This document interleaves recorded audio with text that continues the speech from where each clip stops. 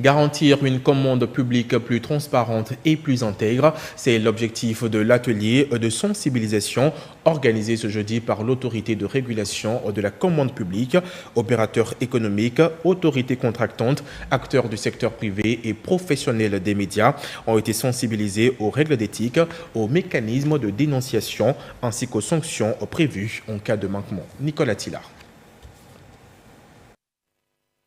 Des risques de fraude, de corruption, de collusion et de conflit d'intérêts continuent de nuire à la qualité des investissements, selon l'autorité de régulation de la commande publique ARCOP.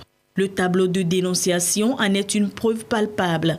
Pour répondre efficacement à ces enjeux auxquels le secteur du marché public est confronté, les différents acteurs du secteur sont sensibilisés sur l'éthique, la déontologie et les mécanismes de sanction dans les marchés publics. Dans un premier temps, il y a les principes généraux qui sont rappelés, notamment tels que la transparence, la concurrence, la liberté d'accès, qui doivent régir la passation des marchés.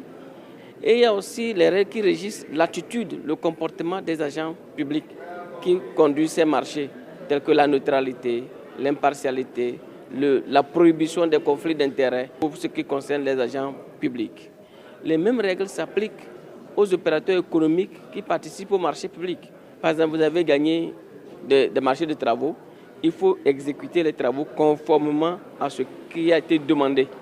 Les échanges ont permis aux participants de mieux prendre connaissance des infractions qui vont de la surfacturation à la fourniture de fausses informations en passant par la sous-traitance au-delà du taux autorisé. En ce qui concerne les sanctions, le retrait d'agrément, l'exclusion de 3 à 5 ans, amende de 10 à 200 millions entre autres sont de mise. C'est à travers les marchés publics que l'État met en œuvre de nombreux projets.